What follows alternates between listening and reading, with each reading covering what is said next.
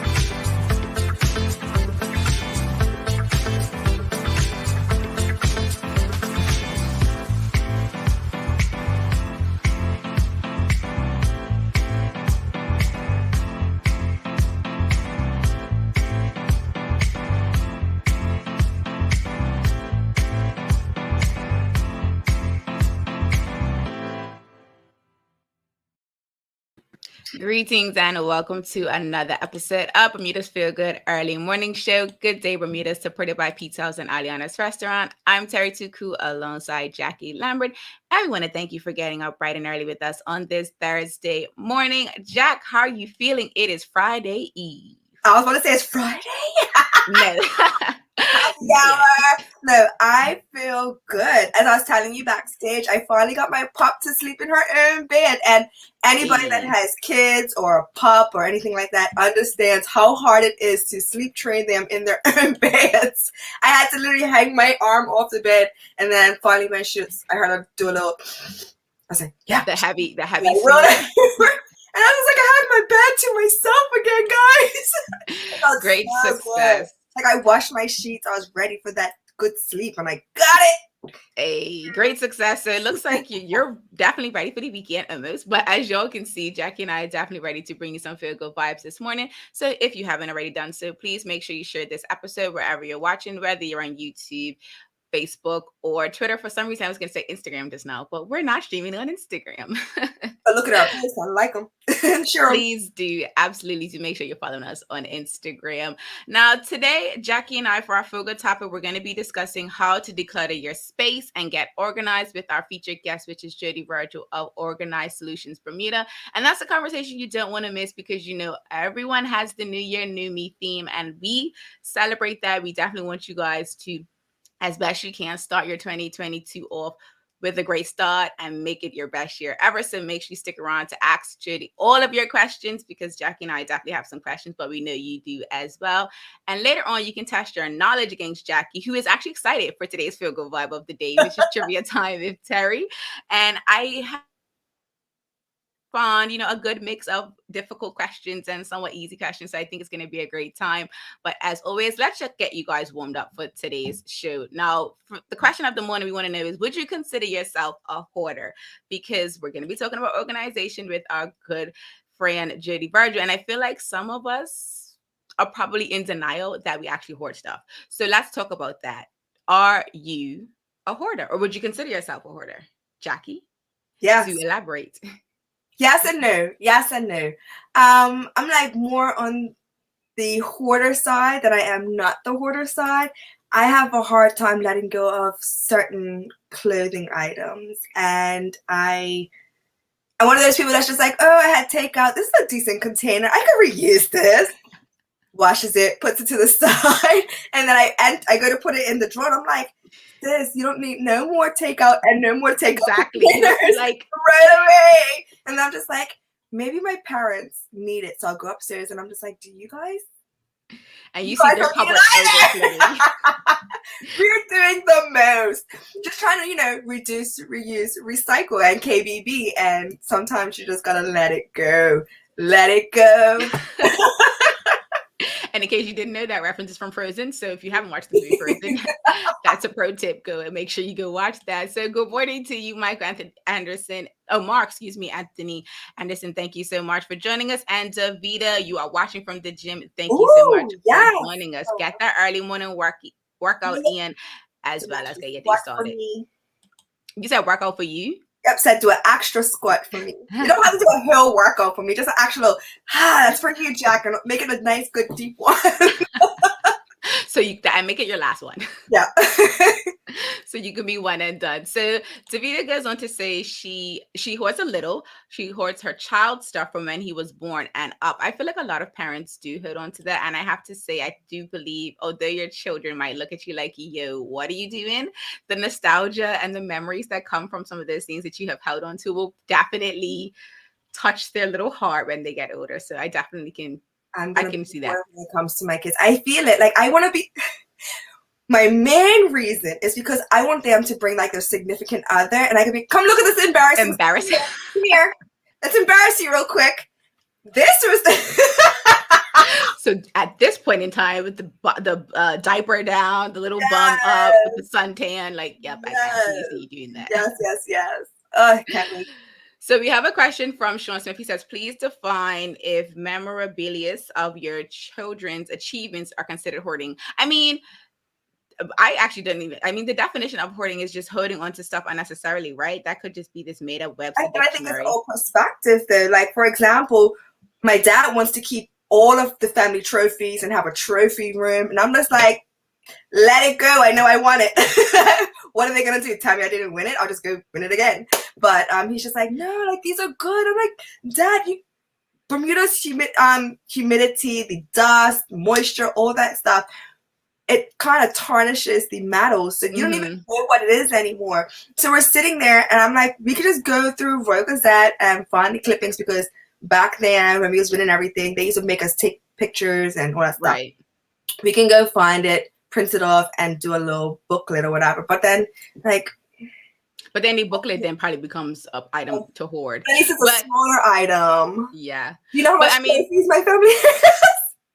To answer Sean Smith's question, I think we're actually going to ask Jodi that as well, because I feel like Jacky mentioned, it is perspective, right? Like what you consider valuable might not necessarily be something that someone else considers valuable, and they might think it's hoarding. But if it is sentimental to you and if it holds value, I wouldn't consider it hoarding. But we're definitely going to ask Miss Jodi that question, so make sure you pin that so that we can come back to it. And I want to get back to some comments, because I see a lot coming in, and I feel like this is a conversation that everyone wants to be a part of, because organization is key. So Vicky Abraham says, good morning, listening in from Australia. Well, welcome. Thank you for joining us. She says yes to the takeout containers. That's me. Reduce, reuse, recycle. I feel like honestly, if you, I don't care what race, ethnicity, what nationality you are, if you don't have a number of takeout containers in your cupboard and plastic bags and even brown paper bags, depending on what, if you have glass or something like that, I don't know what you're like. I don't know how you live life. Like, I really personally don't know. Because how can we relate? We cannot relate. And so coming back to Davida, who is in the gym for you, Jack, she said she would do that extra squat for you, no problem. And just after that, just say one and done. That's it. Don't be trying to do 10 squats for Jacky. Just one squat for me. Just one squat. A comment from Karen Simmons, Jack. Yes and no. Hoarder the mementos for my children, but married to someone who throws everything away.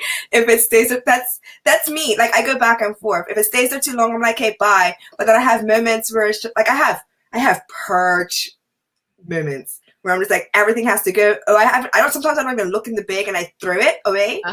And my parents will see it and they'll be like, Jack, did you go through the bag? No, I don't want to. And she'll be like, so I just went through the bag and I found this and this. And I'm like, oh, I probably should go bring the bag back in.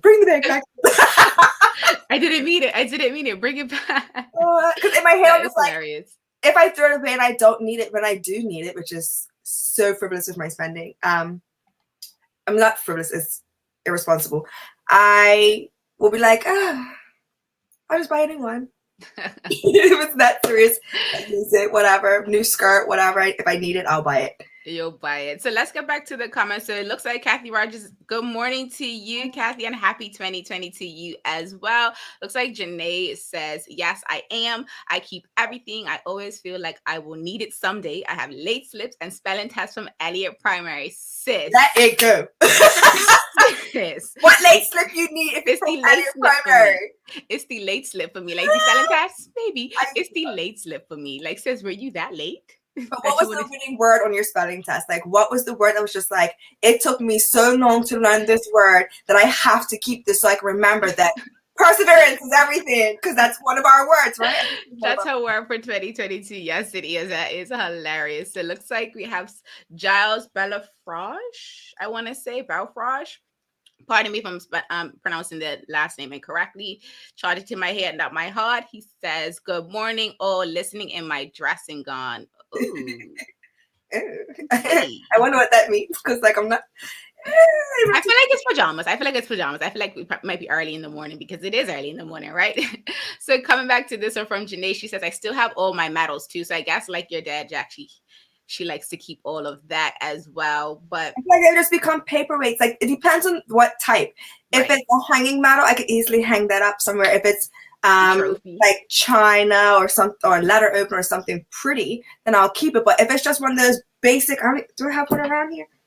You threw them all away. No, right here, for example. If it looks like this, there's nothing, no real use for it. But that is from 2009. So it's coming up on its lifespan. It is. It's about to get tossed. And then one more comment before we go to our first commercial break and bring our guest of the day, Jodi, Virgil, who is backstage and ready to help us get our organized lives together. Those of us that are hoarding, she's going to help us get rid of all of the things that we don't necessarily need. Sean Smith says, "I am currently paying for a storage locker full of my children's memorabilia." Now, see, that is where we might have to have a conversation about. We're going to take a quick commercial break though, and we will be right back with our guest of the day, which is Jodi, Virgil of Organized Solutions Bermuda. So make sure you do not go anywhere, because it seems like all of us have questions that need answers. Same smooth sounds, different name. BCG Radio, home of Bermuda's most engaging morning talk shows, The Daily Hour and Good Day Bermuda. Download the app, available for Android and Apple devices. BCG Radio, your station for conversations and entertainment.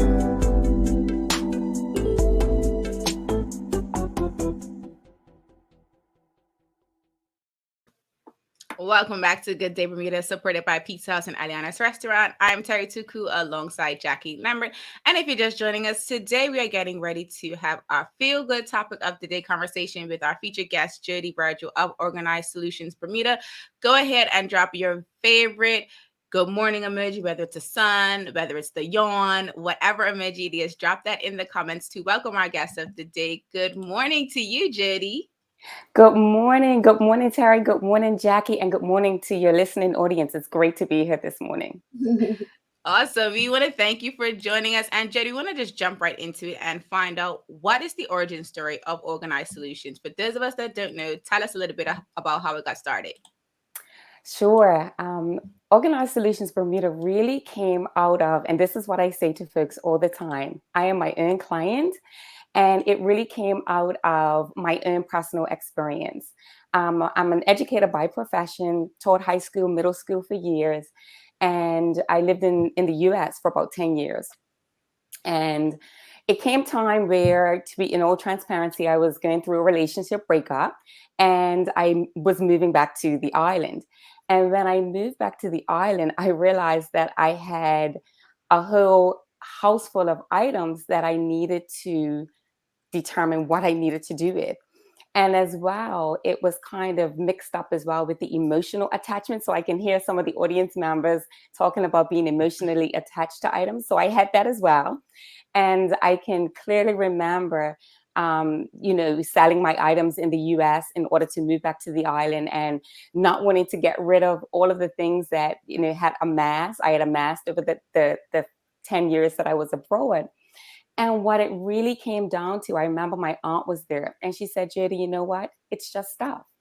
It's just stuff. And those items don't represent the memories that you had, or they're not going to hold you back from engaging in a new life."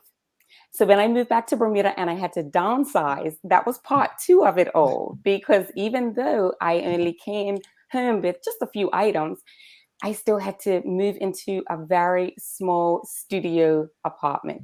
So can you imagine? I was stressed. I was overwhelmed.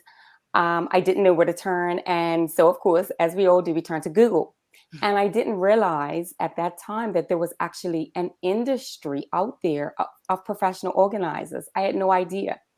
And so that became my journey. My journey began in terms of learning that I wasn't alone, and there were other people like me who needed some support, because I realized it can't just be me. And at that point, residential organizing became the first wing of the business.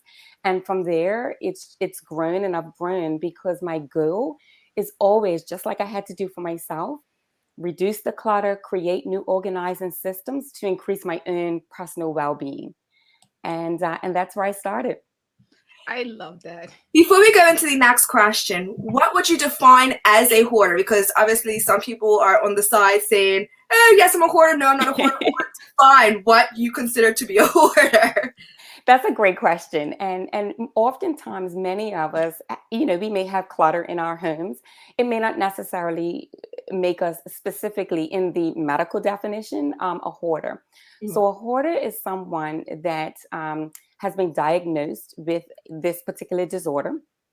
And it really involves an individual who is unable to get rid of anything. And all of the items that build up can cause not just stress, but also can cause stress to the point where they're unable to move forward. They're unable to engage in everyday life activities. It could also involve health and safety aspects. I don't know if folks remember, there was a show, some years back, and it took us into the homes of folks, and there were, piles within the hallways or piles on every surface in their home.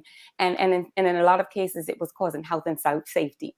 So it's a little bit of a different aspect. And for folks who are working with those particular challenges, sometimes there is a need for some psychological assistance as well, some therapy to move through those challenging pieces as well. So for me, I'm not a psychologist, I don't do therapy per se, but I do coach, which has some elements with it. So there's a little bit of a difference there, specifically.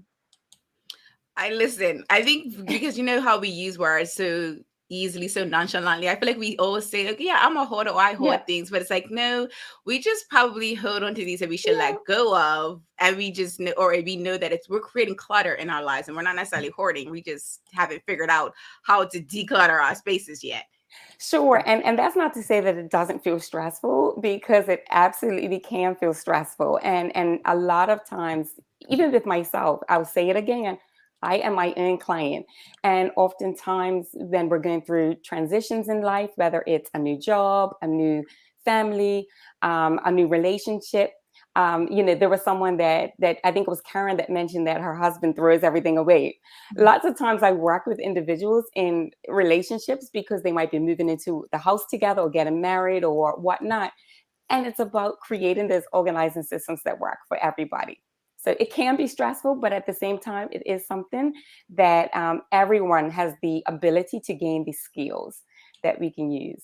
So talking about stress, what are some ways to declutter your home without stressing yourself out? Mine is blasting music and maybe opening a bottle of wine that way you're just like,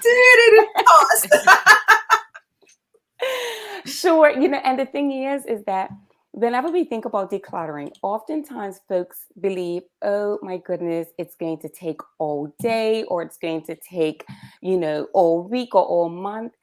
What I would say is, first and foremost, it takes as long as it takes for you. So for example, if you have 2 hours to spare, great.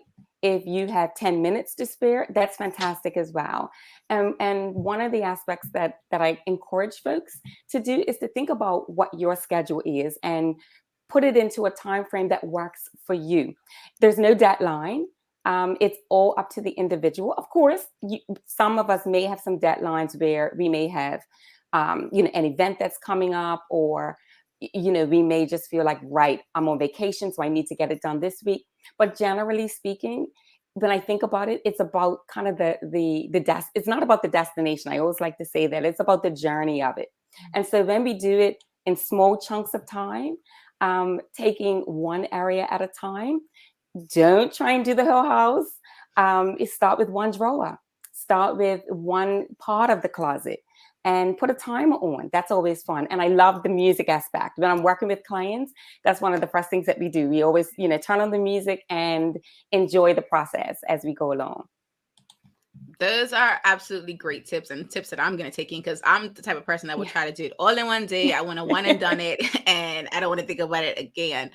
But I want to talk about how it can be expensive to get, there's organizing containers and to even create storage space in Bermuda. So what are some inexpensive or even efficient ways to organize without blowing your budget? Because, I like the numbers.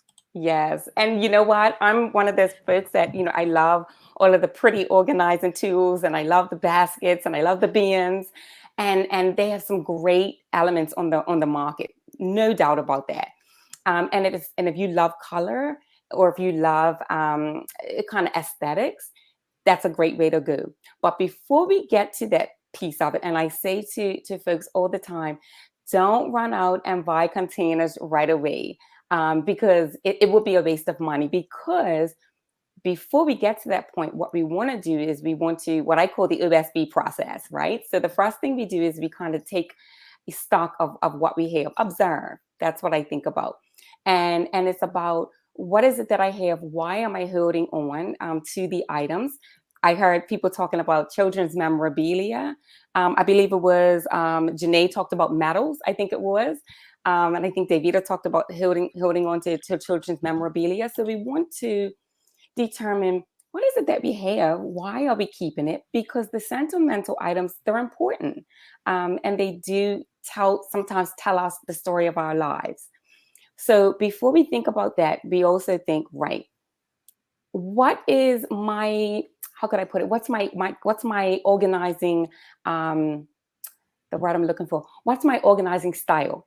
Mm-hmm. Yesterday, you had a guest on, and you were talking about the micros and macros, the chef. Mm-hmm. And it's interesting because organizing also has micro and macro organizers. For example, there might be someone who says, right, I want to ensure that all of my shirts are neatly folded, neatly put in the drawers, and they kind of put the timing on the front end. Whereas somebody else, a macro organizer, would say, you know what, the shirts are all in the drawer, that's fine. I can access them when I need it. Neither one of them is wrong. Neither one of them is incorrect. It's just how we organize. So when I work with clients, I really ask those questions to determine what's challenging you the most, what's easiest for you the most, because that's where we'll start. Then the next piece of it revolves around actually decluttering, determine what to dispose of, what to donate. That's a big element. And in Bermuda, we have lots of great stores and great thrift shops and great donation centers. So that's another aspect that we can think about. And once we're able to kind of sort their items, pare them down into what we really need, what's, really need to be accessible, then we can think about purchasing. And let me tell you, I always say to folks as well, there's takeout containers. You'll find there's takeout containers in my drawers. You'll find them on my kitchen counter. It's all about reusing. It's all about recycling. And so if we're able to do that before we go out and purchase, then that saves us money. Mm-hmm. But once we get to that point and we are ready to purchase items, always, always, always measure before you go. I've made this mistake myself. I've gone to the stores and I've seen amazing items. I'm like, oh, I want that. And then you get at home and what happens? It doesn't fit. So certainly you want to measure, the length, the height, the width, all of that, just to make sure that it is something that is going to fit. And choose carefully. Choose something that speaks to you as well. Some folks enjoy transparent organizing items.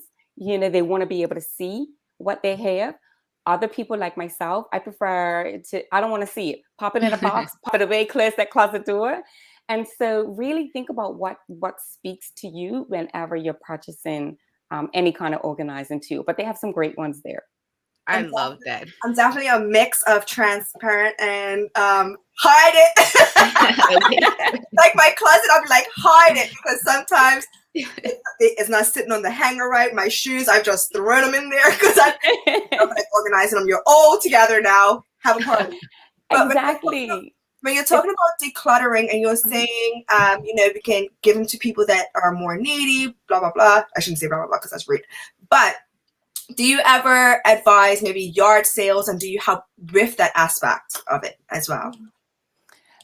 Clients, what I find with many clients that I work with and many people is that when it comes to actually moving the items out of the house, that's the hardest part. We're giving people, and we oftentimes don't want something to go to waste, right? Mm. And so then we're able to donate or provide or it to somebody else who might have a better use for it or have a value for it. That always is top notch. For us, we don't necessarily organize the yard sales, but Okay. what we do is we help to get individuals ready for the yard sales. So, for example, I worked with a client a couple of months ago, and she wanted to actually put some things on Emu. And so once we had gone through our process and had kind of reached the breakthrough stage of here's what I want and here's what I don't want, we were able to inventory her items. We took pictures. She was able to, we labeled them just so that it would make it easy for her to move to the next step of Emu. Another individual that I worked with, she wanted to provide her items for consignment. She had a lot of great purses that she had. And so what we did was, again, we were able to take pictures of the process. We were able to itemize, determine, who might need. And at that point, she was able to even think about some friends that she could provide them to. So we're able to do those steps to provide the easy way to get that yard sale done. I love that. And so we actually wanted to come back because you started to talk about the OSB process. So Karen Simmons wanted to know, what does it mean? She heard the O, which was observe, but do the other letters have a meaning? And if so, what are they? Sure. Thanks, Karen. Thank you. Yeah, the first part is the observe. And that's, again, where you step back and determine, why is the clutter building up? What kind of organizing style do I have? What are my main challenge areas? The S is kind of setting the stage, and that is where we go into the sorting process. So we put all of the like items together, to categorize as well. That makes it easy too, because then we're making decisions about what we're going to keep. If we're categorizing, say, for example, we're doing our kitchen and we're putting, small appliances, utensils, plates, cups. As long as they're in a group, it just makes the process easier. So once we're able to sort and categorize, then we kind of get to that next stage of, right, how do I want to hold the items? And that's where the containerize and all of these fun items come into, whether they're bins or drawers or something like that. So that's kind of the setting the stage, preparing. And then the breakthrough piece, what I call breakthrough, is whenever we think about organizing, what I say, it is always starts from the inside. Oftentimes, and myself included, our external spaces reveal what might be happening internally. So, for example, if we're having a stressy day, if we're having a busy time, my space reflects that. And oftentimes, everybody's does. Yes. Once we get to that point of kind of realizing, what our trigger is, or, what causes the buildup, that's when that breakthrough occurs, because then we can figure out, how do I maintain this system that I've created? We always want it to be easy. If it's not easy, we're not going to use it. And so if it's something that it's for example, if you have some items that just don't fit in the drawer, you're trying to stuff them in, you love it in that location, but it's not going to make it easy for you to access it, or it's too high on a shelf, you're not going to use it. So we want to also, as part of the breakthrough, figure out, how am I going to maintain what I've created? And more importantly, when am I going to do it? So it means, am I a morning person? Is it easy for me to get up and do what I call 15-minute freshen ups, where if once everything has a home and you're able to pop it back in place easily, then we're able to kind of get things back on track. Are you the kind of person that likes to wait until the end of the week to do something and kind of dedicate an hour? Or do you prefer to do kind of 10 minutes, 5 minutes in the morning, in the afternoon? It really just depends on everybody's personal schedule, personal routine. And let me just say that nothing is right or nothing is wrong. It's all a matter of your unique way of organizing. And with us, we do customized solutions. And that's why we get to know our clients and we figure out what's going to work best for you. So it's progress over perfection. That's what I always say. Love that. I love these. My solution is either, I usually have a breakthrough every Monday after the busy weekend. I get home, I wake up, I do the show, and I go back into my apartment. I'm just like, I have put nothing away this weekend. Just throw it all away. My solution is either, you know what, I'm just throwing it away. I don't want it. It's just too much. Or I look at a wall and I'm like, if I knock this wall down, I might be able to have a bigger, more organized closet, more space. And I feel like that's a lot of people's solutions. Get more space. So you have the storage units and stuff like that. But for those people that want to expand and get these storage units, to keep the hoarding at a minimum, I guess you could say, just to keep it organized, how do they go about making sure that they don't become hoarders in their storage unit as well?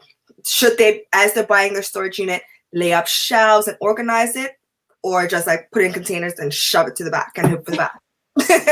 You know, it's interesting. I think it was Sean who talked about having a storage unit for his children's items.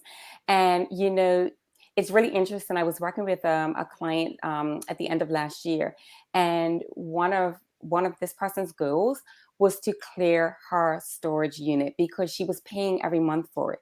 And while they can be, you know, a lifesaver when we need the quick fix or we need the overflow, for her, she wanted to downsize that. So again, the financial piece becomes important. But just like we want to organize our homes, our storage units, we also want to organize that as well. Because again, it just makes it easy. So for example, I know folks that access their storage unit on a regular basis. They use it either for their business or they use it again for overflow. They want to be able to go to that unit at any point in time and grab that winter coat or grab, you know, those shoes or those boots or those books or whatnot that they have. And if you're able to label your items, I always say labeling is super easy. I love it. And it doesn't have to be a fancy labeler. It can be tape and a marker and call it Charlie, as they say. It doesn't have to be fancy schmancy, although it can be. A lot of aspects that I think about with storage unit is I think about the vertical space. And this is in a home as well. Oftentimes we forget about that. And we think, right, you know, I'm running out of space. Well, we can go up. So whether it's shelving units, I would also always recommend shelving units. I once had a closet and, you know, I had the bins and whatnot. But what would happen is, in order to get to that bottom bin, what did I have to do? I had to pull everything out, right? Back breaking. So I would always suggest getting a shelf because it just makes it easier. And then, you know, I think that a lot of times people use the coat racks as well. And that helps to also keep your items from wrinkling or keeping them in good condition as well. Because the storage unit really, lots of them are great and they're temperature controlled. So they really help us along with keeping our items kind of in a class act position. Those are great tips. I'm someone who has a storage unit, not in this country, in another country, and I cannot wait to get rid of that thing because it was like, you know, me, a similar story moving back to Bermuda, and I didn't get rid of everything. Not everything was something to get rid of. It was just I couldn't bring it home at the time. And then the whole panoramic happened, and I'm like, I've been paying for the storage unit for 2 years unnecessarily, but I'm gonna get it sorted out. But I wanted to come back with our last question as we wrap up. You mentioned around like how sometimes when we're feeling chaotic, our space looks chaotic. So can you talk about the importance of having clean spaces, whether it's in our home or our work area, as it relates to our mental health? Because as you know, Jacky and I love the conversation around mental health, and we want to talk about how holistically, even just the space that you occupy for a long period of time, how that can impact your mental health. You know, I think of it in terms of what I call a healthy house. And a healthy house can be the environment as well as the people that are living in that space. And so let me talk about people first. we all have a lot going on in our lives. I think that the pandemic that we've been living with for the past 18 months plus really kind of honed in. And as we all had to stay at home, we were now surrounded by our items. We were surrounded by those four walls. And it did bring a lot of additional stress to us. Not only to mention that we were doing everything at home. We were working at home, and many of us are still working at home.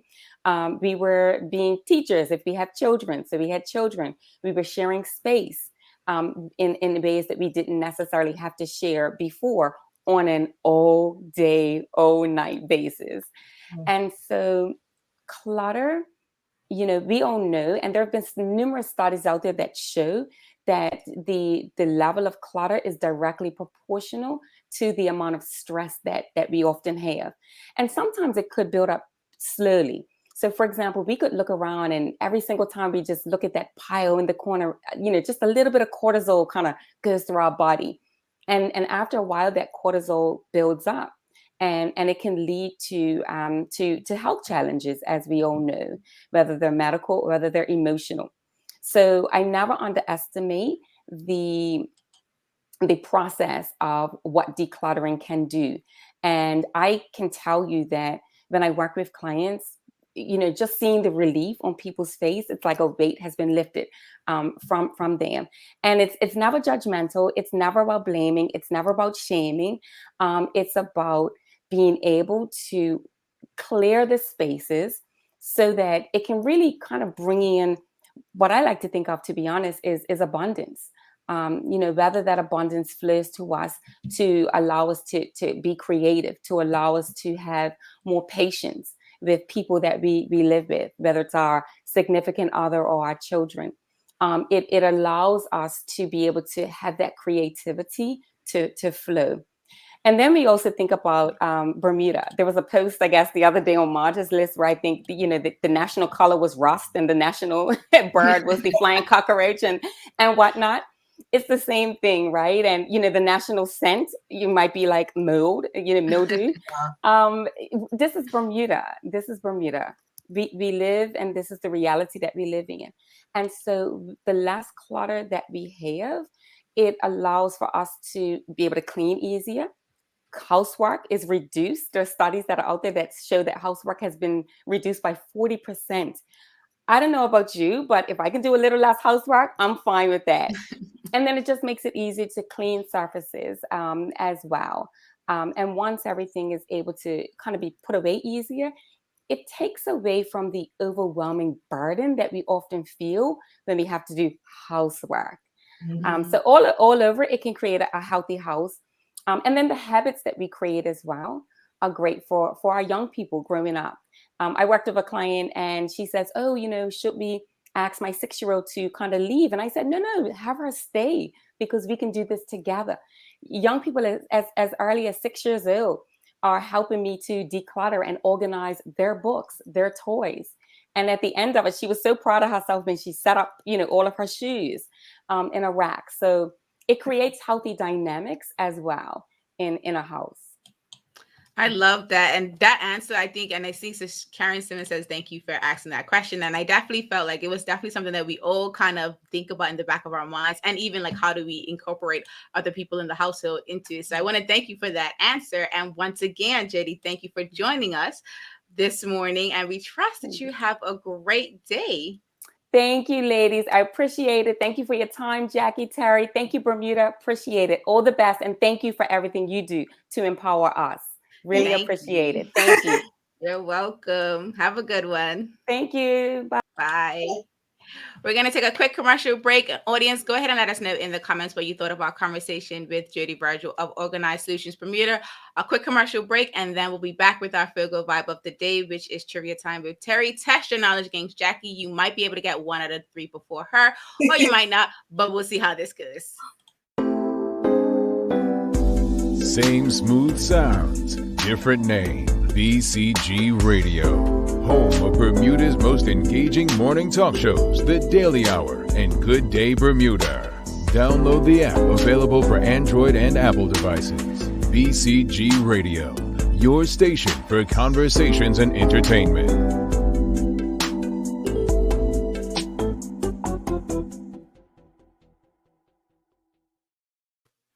Welcome back to Good Day Bermuda, supported by Pizza House and Aliana's Restaurant. I'm Terri Tuku alongside Jackie Lambert. If you're just joining us, we just wrapped up our conversation with our featured guest of the day, Jodi, Virgil of Organized Solutions Bermuda. I don't know about you, but I definitely feel like that was a great conversation. I see we got some comments coming in. Yes. Gwendolyn Query says, wonderful. She went. Vicky Abraham wants to thank Jodi. She's fabulous. Karen Simmons says, great discussion with an amazing lady, Jodi Virgil. And Janae says, awesome. That's it. I'm bringing out the big black trash bag. She's going to be like Jackie. I feel like you two are kindred spirits. Yeah, Janae and I are always on the same page. Literally. That's why I said you two are kindred spirits. You two are going to have. looking around now like, you get to go. You get to go. Okay, Oprah. Calm down, Oops. Calm down. I like being called Oprah, girl. On that note, let's transition to our Feel Good Vibe of the day. Trivia time with Terri. These questions are from the 2000s, okay? So I have 3 questions. Audience, you know what to do. Try to beat Jackie. Try to guess the answer before Jackie. And if all else fails, we're just going to see how right or wrong she is. First one. It's a movie. What is the name of Tom Hanks's volleyball companion in Castaway? Wilson! Yes. No, don't go! Come back! Okay, this next one. This is the one where I was talking about, I feel like you should definitely get it. And audience, you should definitely be able to get it too. Even if you don't get it before Jackie, it's fine. Still go ahead and drop it in the comments. What singer collaborated with Jay-Z to record Empire State of Mind? Alicia Keys. I was going to say, if she didn't get this right, I'm pulling a black off. And Lil Mama. She definitely charged that stage. Leave Little Mama alone. She did her best. So this next one, I don't know if you or the audience would know the person's full name, Okay. but you might know like the person who he is. Who founded WikiLeaks in 2006? I feel like people know who he is, but they might not know his name. Who founded WikiLeaks in 2006? I don't know. I'm gonna give the audience like 30 seconds before I just give it away because I don't see anyone. So yes, the last name is Assange. His first name is Julian. So Julian Assange is the gentleman who created WikiLeaks back in 2006. That is not how you say 2006. Also, I used to say 2020. Absolutely. As always, Jackie and I hope that today's Feel Good Vibe of the day has you ready to make it a great one. We hope that you learned something with trivia time today. And thank you so much for watching and engaging with this episode of Good Day Bermuda, supported by Pizza House and Aliana's Restaurant. Thank you once again to our featured guest of the day, Jodi Virgil of Organized Solutions Bermuda. I'm Terri Tuku alongside Jackie Lambert. We trust we'll see you tomorrow for more Feel Good conversations. Until the next episode, peace and have a good day, Bermuda.